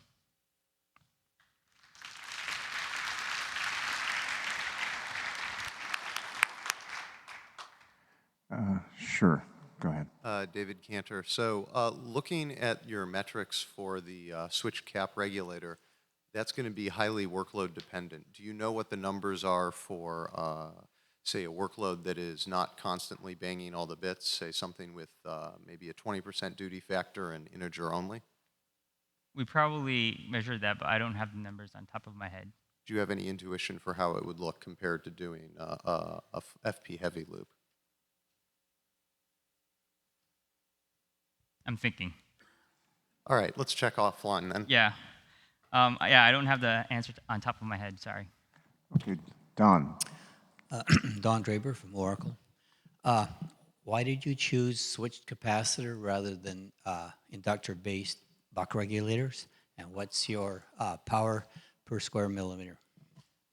So we wanted to build a chip, a solution that did not have any packaging complexities. I mean, we were targeting like the low-end market when we were thinking about this project, so that there was no that the packaging would be easy, that it would be a full chip solution. Did you consider integrated inductors in your die? No. The power density, I think we optimized for. Gosh, all the numbers are just not in my head. It's about 0.1 watt per square millimeter, something like that. Right, thank you. Okay, go right ahead. Prashant here from NVIDIA. I had a question on the adaptive clocking. Mm-hmm. So the cell choice, the choice that you made while selecting the cells for the replica block, did you pick it up from the actual design, the critical path in the design, or how did you make that choice? That's a great question. So we had a chain of inverters, which were adjustable from 4 to 124 FO1 delays. And we would basically kind of fit what constant worked by sweeping the different configurations. So to answer your question directly, we did not copy these cells from the actual critical path from the processor. So you could have had a wire-dominated delay or anything else. So yes, how did you manage that?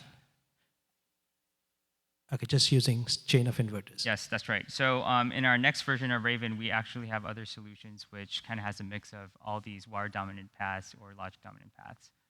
Okay, just have one more question, so yeah. you can take that. So the because you choose to have a ripple, voltage ripple, do you see any impact on the Vmin? Because your timing is very critical at Vmin. So let's say your average performance is somewhere between, at a voltage between your V high and V low, but you have to close timing at V low. Right. So I could see some of the graphs at the end of the presentation, but I could not understand what's the penalty that you pay for getting performance at Vmin. I'm sorry, I think I didn't understand your question. Can you ask it again? Okay, so I'll try to rephrase it. So the voltage that you generate, it has a ripple, moving from V high to V low. Right. But your average, so your clock is actually, the frequency shifts from V low, based on V low and V high, it just moves and it averages somewhere in between. So the performance that you get is the average performance for that average clock, right? Right. So, but you have to meet timing for, at a voltage which is V low. Right. Right. So timing at Vmin is kind of very difficult to meet, and you generally try to push the Vmin as low as possible for a given performance that you kind of target. So do you see a loss in performance? Or like, and you try to over-design just because of that ripple? I'm tempted to say no. I mean, because what we ended up doing is we just made sure the design was meeting timing at all the different voltages. And I'm not sure what we did differently in order to meet timing. So I'm not really sure how to answer your question. Okay, well, thanks. probably you ought to take that offline so you can work it out. Thank you very much. It's been a great talk.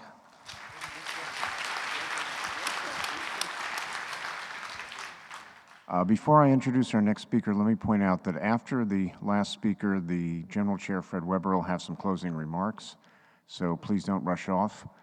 Our next speaker is Stephen Tu, who's currently the Chief Architect of the Platform Engineering Development Group in the IoT Group and a Senior Principal Engineer at Intel. Previously, he worked as the Chief Architect of Cherry Trail, which is what he's talking about. Prior to Cherry Trail and Braswell, he was the Chief Architect in the Digital Home Group. He went to Intel in 1992, where he's worked on processor design, microarchitecture, and architecture on products, including the i960, Itanium, ARM-based X-Scale, the P54C and P55C Pentiums. He spent the last 10+ years on Atom-based systems, SoCs. He has a BS in Biomedical Engineering from Shanghai Jiaotong University, an MS in Electrical Engineering from University of Arizona, and an MBA from Arizona State. He has more than 40 US and international patents. Stephen? Thanks, Alan. And welcome to the last session of HotChips 27. As you hear my colleagues talking about 96, 9th landing core, 8-core Xeon, I'm here to talk about the mobile SoC of Cherry Trail. So Intel has announced this Cherry Trail SoC in the World Mobile Conference early this year, under the new Atom brand name, Atom X5 and X7 series. So I'm here to give you a little bit detail of the product as well as the architecture. We're going to go through the architecture and product family, brief intro, and I'm going to talk about the process generation, how that associated with our mobile product line as well. We're going to do a quick walkthrough of the functional diagram. Then I'm going to dive into some key architecture building blocks, And I'm going to wrap up with some performance data and then probably give you some SKU and feature set information at the end. Very quickly, we built the Cherry Trail SoC architecture to support 2 product families. The one that announced in the World Mobile Conference early this year is the first product family, Cherry Trail product family, under the brand name Atom X5. There's 3 SKUs for that, and also Atom X5 and X7. There's 3 SKUs out of 2 packages. The second product family was also announced in the Spring IDF Intel Developer Forum in Shenzhen this year. Under that family, there is 2 brand name. There's several SKUs under that. They branded under the Intel Pentium as well as the Intel Celeron brand. What's important to point out, this is the SoC architecture that is first built on the Intel 14nm SoC process node. The high level of the high level summary of this architecture is basically for the first product, we managed to shrink the die size by 25%. We managed to put 30% more transistors on this die, and we managed to improve our graphics performance by 2x under the same or lower power envelope. And it's very obvious, the reason, the design goal behind this, that, to shrink the die size is we want to get the cost down. We're adding more transistors to try to beef up the performance where we need the performance. And then, the graphics performance has always been something that we wanted to push into the mobile product line. Just a very quick association of the Intel process nodes versus SoC or traditional CPU processor development. In the client or the CPU processor land, you often see this tick-tock model, right? The tick is the first product on the new process with minor architecture changes or micro-architecture changes. And the tock model is the major micro-architecture change on the same process node. And we have been doing this tick-tock model for quite a while. What we have not been doing is that the mobile SoC has always been lagging behind the lead product on the new process node for quite some time. In the previous generation of a Bay Trail, which is on the 22nm, the Atom Z3700 series product, that is lagging the leading tick product of Ivy Bridge by 7 quarters. We managed to do this on the 14nm is shrink that 7 quarters down to only 2 quarters. So that the first thing that we try to deliver the Moore's law that try to pull the SoC product on the leading edge process node to as close to the tick product as possible. And then we're also adding architecture level improvements to improve the compute performance and battery life as well as scalability features. A quick walkthrough of the block diagram. I'm going to go into details in the later slides. Basically, the SoC consists of 2 CPU modules. They are both quad core, share one L2. And we'll have a graphics and media processing block. Also, we have the security processor, audio processor, and the display processor controller, which supports 3 independent displays with various different IOs, which I'll go into that a little bit later. And then the imaging signal processing, which supports the imaging pipeline, and we can support up to 3 cameras on this chip. On the memory side, it supports the LPDDR and DDR3L combo up to 1600 megahertz. This is up to 2 by 64-bit width, and there's various different scalability. I will touch that later. In terms of functionality on connectivity module support, we have various different type of interfaces to interface with different connectivity module, PCI Express, SDIO, UART, I2S. And then on the modem side of the support, this pairs with the Intel modem 7260 series, and it has various different type of support from USB 2.0, USB high-speed interconnect, chip interconnect interface HSIC, as well as SSIC interface support. And then on the USB side, the OTG is also supported on that. And then USB PCIe Gen 2 is used to support a WiGig, as well as some wireless module supports as well, all for other expandable accelerators that needs to be attached to that. And the quick history on the right side is we also have a integrated sensor hub support, which provides a lot of interface that can directly hook to the sensors.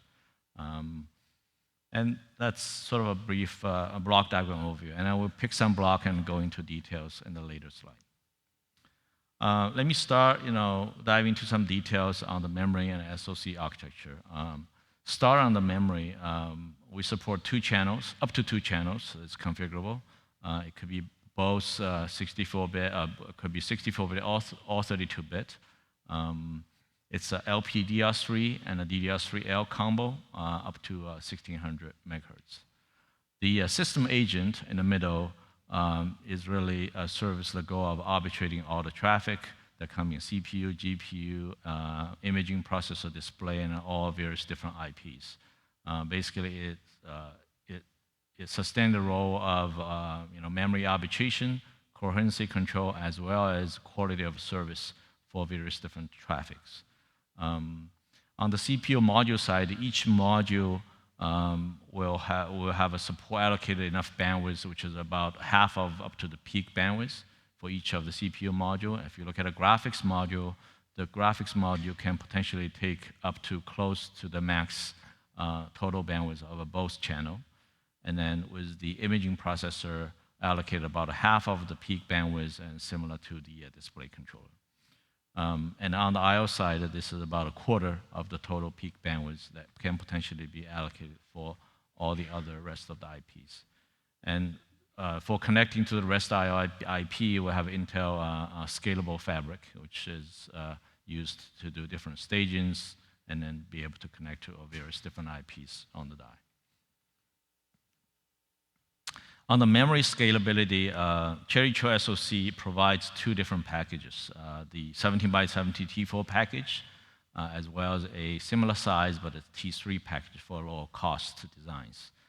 In the low cost version, 1 memory channel is supported. It could be either by 32 or by 64.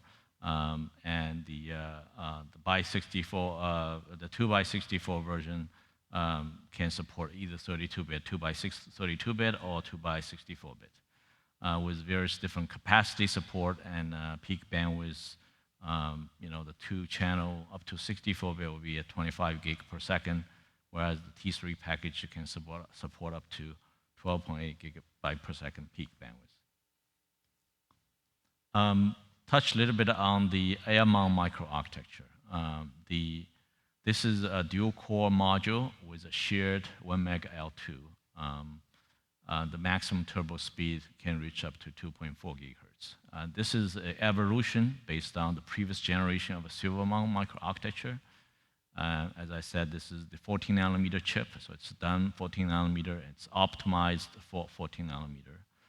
The microarchitecture itself has some incremental improvements on IPC. We double some of the branch buffers and out of the order functions. There's a minor improvement by enlarging some windows, deepen some buffers. Sort of a minor tweak that gives us probably a low single digit, a mid single digit kind of improvement. So as I said, the air-mount itself is a evolution version of the microarchitecture. And what we added on top of the processor bus that connect to the system interconnect is the parity. So this is geared towards more of an industrial use where we need more those kind of protections. And one worthy thing to mention about it, with this very minor evolution change and improvement, changing from the 22-nanometer silver mount microarchitecture to a 14-nanometer, we managed to shrink the die by 64%. So that's a lot of shrink, and we met, as I mentioned earlier, we shrink the whole die size by 25%. But if you look at the almost identical core, the shrink factor is huge. This is what we're able to get from the 14 nanometer process. On the architecture side, there's two things I want to mention was on the new instruction as well as the new technologies. Now, this is not entirely new for air mount. This is also present on the silver mount as well. I think we have not talked about Bay Trail side of things too much, but just very quickly, both silver mount and air mount have added both security side of the instructions as well as the instructions to help improve the performance.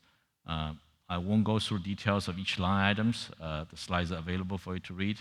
But namely, in the security side, that we added AES and I instructions that able to perform AES decryption and encryption operations. On the performance side, the silver mount along with air mount all support SSE 4.1 as well as SSE 4.3 with quite a bit of a new instruction is added. On the new technology side, on the virtualization, we support the VTX2. This basically adds the extended page table, and virtual process I/O support is also there, and also have unrestricted guest support on that. And there's a number of other new technologies that was also added during time of the silver mount. Quickly move on to Gen, and I will spend more time on the Gen. So Gen 8 LP, so stands for 8th generation graphics, but it's in the bigger term, if you look at the client product, the Gen 8 graphics microarchitecture is what's implemented in the 5th generation core product, Broadwell. So basically, in the Cherry Trail, we took the microarchitecture of a Broadwell and did some enhancement, namely the low power enhancement. So let me start with a high-level feature first. In terms of high-level features on the graphics API, it supports DX11, OpenGL ES 3.0, OpenGL 4.3, OpenCL 1.2, and render script support. The big improvement on the power versus our previous generation of a Bay Trail, which is on 22 nanometer, which uses the Gen 7 low power microarchitecture, is that this Gen 8 LP provide us greater than 2x of performance per watt improvement in terms of graphics. And if you dig down in the details, it's basically there's a 4x of compute and pixel throughput input improvement, as well as 2x of the texture improvement. As I dive into more of architecture, microarchitecture insight, you will know why. And then there's also a number of low power support, power management support on that.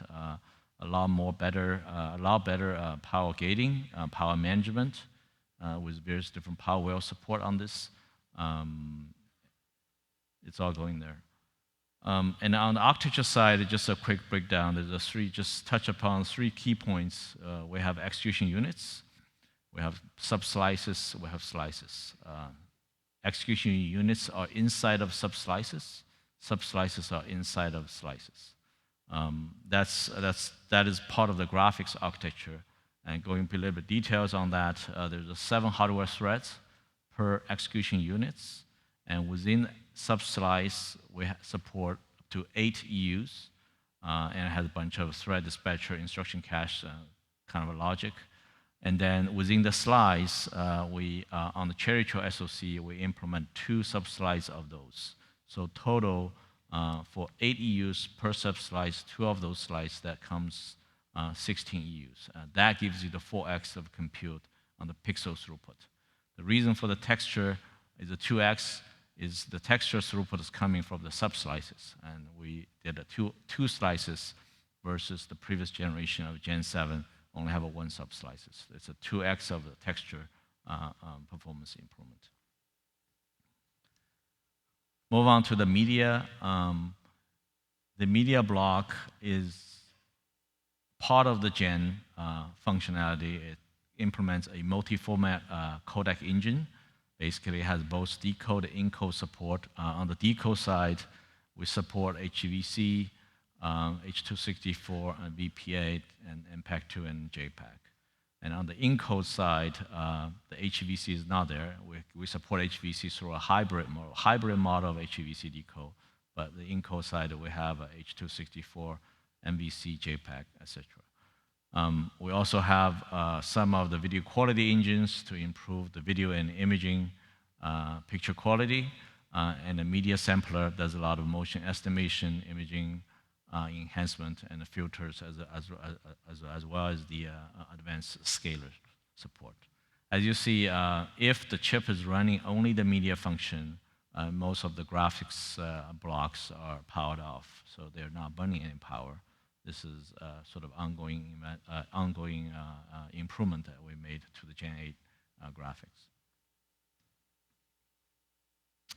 A quick touch on the display. On the 3 SKUs of Atom SoC, Cherry Trail SoC, the low end of SKU, X5-8300, supports up to 2 displays, with the internal display being on the MIPI DSI 2x4 up to 19x12, whereas the 2 high-end SKUs on the same DSI port, you'll be able to support up to a 25x16 internal panels through MIPI DSI. Another way to support panels is through the EDP port. So the EDP, as you see listed there, for the low-end SKU, it's 19x12. For the high-end, the 2 SKUs support up to 25x16 internal panels. In terms of external monitor support, we support DP 1.1 up to 25x16 at 60 frames per second, and all over HDMI 1.4, we support up to 4K resolution. And a wide-eye, which is Intel wireless display, is also supported up to HD 60 frames per second. Some mention about integrated sensor hub. So the reason we pulled the integrated sensor hub integrated into this die is because it matters for many of our scenario power. We want to do a lot of contextual sensing with multiple sensing connect to it, and then you can find with combination of the sensor operation or activities, you can detect some kind of a valid events. And only when those events are valid, then you wake up the CPU core. But if the sensor hub is outside, we have less control, it's less easy to do all those kind of contextual sensing, then you end up have to waking up the core quite often, then you burn power. So by integrating sensor hub, number one, it reduces the BOM cost. Number two, it allows many interesting could happen in there and also achieve the power saving. On the power management, on this chip, we have 9 rails come out of the PMIC. Basically, there's a various different type of a power state that we support. S0 is sort of everything on kind of state. Intel also has the S0i3 states where it's basically used to support a connected standby kind of a mode where most of the active IP or IPs are off. Only a very small set of IP is there to listen and wake up quickly. And then the lowest power mode will be the S5 RTC side, where the only rail on is the RTC rail which keep the real time. That would be on the order of 6 to 10 microwatts, where S0i3 will be on the order of 10 to 15 milliwatt, and then goes down to the full-on mode. In terms of power islands, we have the physical design itself partition the chip into 40 plus clusters. With each of the physical partition, we managed to do a couple of power islands, and it was always on rails. And in combination of that, there's various different type of control, and we do have a power management controller that does all the controls with all the power rails, power islands, and as well as the power rails outside of PMIC. One thing was to mention, everyone talked about DVFS, and traditionally we do DVFS very frequently through CPU and GPU and various type of logic. So we continue to do that on this chip, and we do that on CPU, graphics media, as I talked about, with separate power rails. You can do independent control of both either graphics or media, as well as the imaging processing unit. Display controller, we can determine whether your depends on the resolution and pixel throughput, or whether you attach external monitor or not. Those all could be effectively requesting different DVFS frequency, therefore different voltages.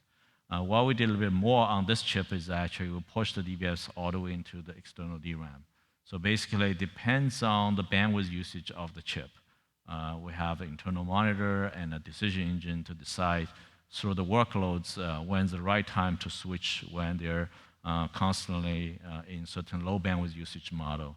So we can go switch and demand a lower frequency for the DRAM interface. And we're dynamically switching the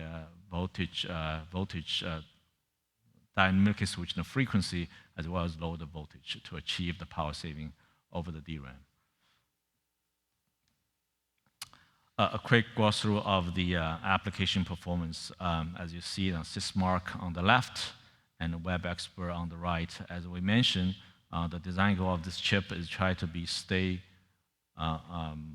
as good performing CPU performance as the previous generation of a Bay-Trail. So we managed to get a lot of area out of CPU, but performance, we maintain the performance is slightly better. Not huge improvement. So as illustrated here, SysMark is about 3% improvement, whereas WebExpert is around 11%. So it's kind of a marginal improvement on the CPU performance. And as we use a lot of area and improvement over the graphics, as you can see on the graphics side, if you play a PC-like game on the left, 3D Mark, this is the full title combination, but we're able to achieve over 40% of improvement. And if you throw a tablet type of workloads there, which is exactly what this chip is designed for, on the graphics bench 2.7 T-Rex HD was showing greater than 2x of the improvement. And on the video side, it has quite sizable improvement as well, 60% faster for this video benchmark over the previous generation. On the battery life, this is designed for tablets, so 10 hours is always something we're shooting for, and then we try to reduce the battery size to hit that line. So, with some improvement of the battery life, battery size, as well as battery lifetime, is what this Cherry Trail was sort of, targeted at. And all this is, as I mentioned, is measured on the product that you can get off the shelf, because there's a lot of lab side of measurement, not quite apples to apples, depends on how you do it. But this one is we found the Bay-Trail that is in the commercially available system that you can actually buy off the shelf, as well as the first product that Microsoft launched on Surface 3, which has the Atom X3 8700. So we use that as a comparison. Very quickly, it's very busy slides, but again, included here for your leisure reading after the conference. As I mentioned earlier, this is designed for the tablet space, and we stretch that to probably 2-in-1, small screen 2-in-1s.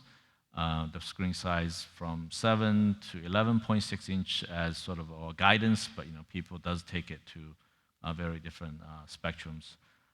In the scenario power case, what we use is a very common use case as a scenario power for this product to measure power. In this case, it's the video conferencing case. So the SoC will manage the SoC under 2 watts for constant video conferencing so that the tablet can sustain the thermals. And the list does go on, and the SKU mostly is based on the CPU and the graphics performance. So CPU side, you can see different SKUs offer different frequency speed, and on the GPU side, it's frequency along with the number of EU that is available, execution unit that's available to execute the workloads. All right, summary. So as I mentioned earlier, this is the first time an attempt that we try to push the Moore's law here. This is more than a year improvement as compared to the previous generation in terms of accelerating the SoC processor, SoC product with respect to its leading processor nodes. So this is one of the achievements there. And then the SoC, the Cherry Trail SoC architecture supports both families of Cherry Trail and Braswell, and offers great improvement on the graphics, which is also the original design goal. And then really the piece that we want to mention here is that now you can play PC class games on the tablet form factor. This is all what we try to put all this work in. Right, this concludes my talk, and my time's up. I can entertain some questions.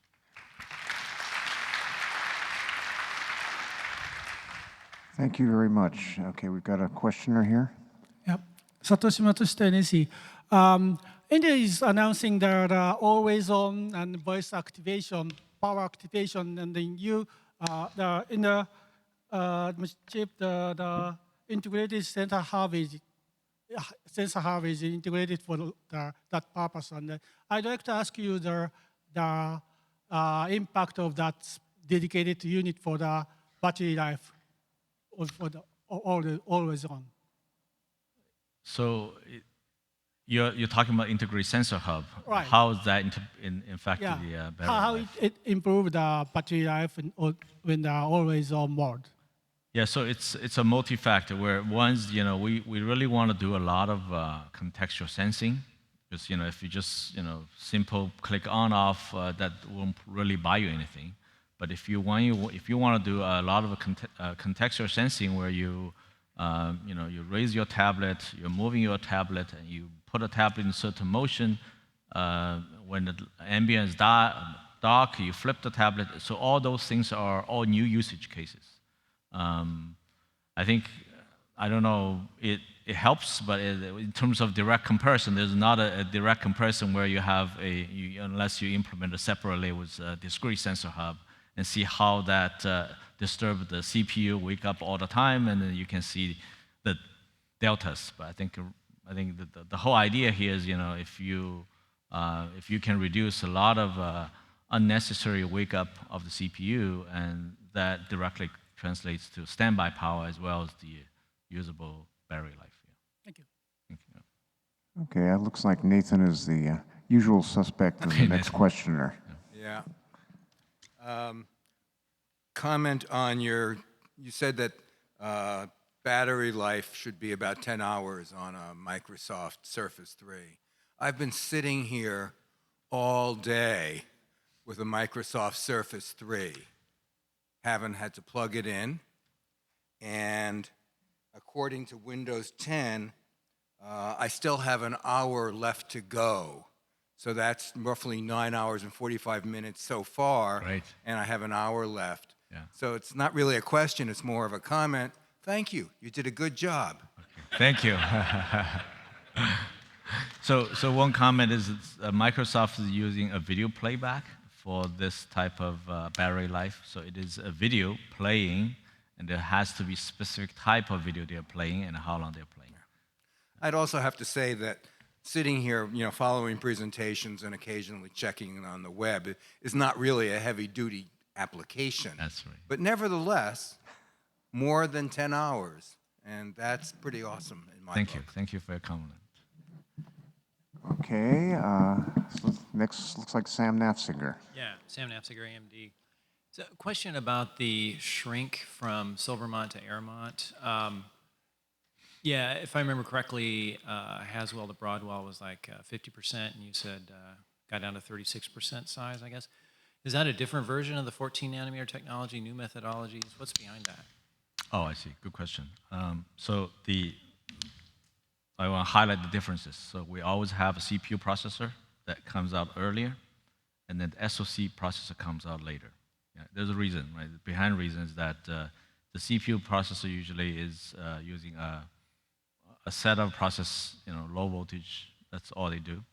And then when you come to SoC, the processor technology becomes more complex. You throw a lot of high voltage process on top of it, and along with maybe even different type of cells that you want to support SoC logic. So it could be a combination of those. Yeah. Well, so quick, the Silvermont, was that implemented in the SoC technology of 22 nanometer or the high performance version? So it is Silvermont on Bay Trail is on the SoC process node, and Cherry Trail is on the 14 nanometer SoC process node. Okay, next questioner. Rick Merritt from EE Times. I just wonder, given, and congratulations, by the way, on the good accomplishment of kind of catching up with the cadence of the main CPU. I'm sure that was a lot of work involved in that. So congratulations. I guess I'm wondering, given the slowdown of the tablet market, do you plan another 14 nanometer SoC for that area, or are you going to wait for 10? Yeah, I think we're continue driving forward this, addressing this market. The market is always there, and then our customers there, and therefore we always want to deliver product to it. But in terms of what's the next version, I don't know if we announced anything yet, but yeah, we're working on something.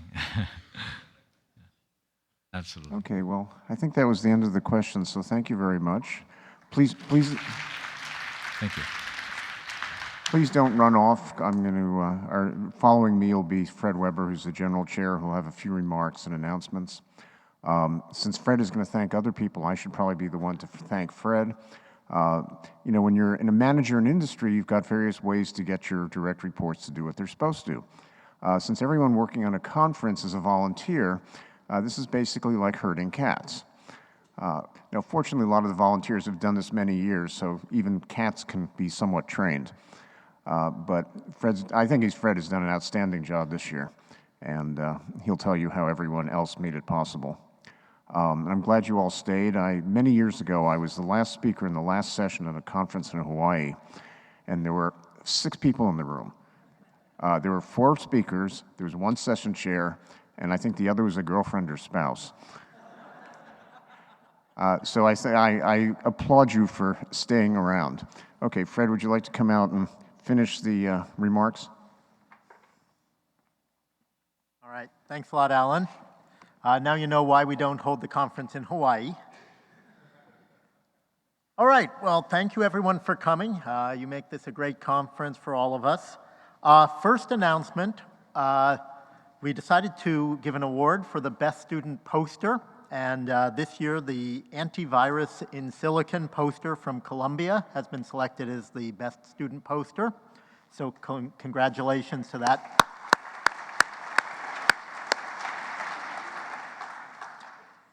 I'd also then like to thank especially the Flint Center for a great venue and the staff and volunteers here who make the conference run really well. Also the Hot Chips Organizing Committee and volunteers. You have no idea how much work they put into making all of this happen, especially in the 3 days of the conference and the load-in on Saturday before. Just tremendous amount of work. Greatly appreciated.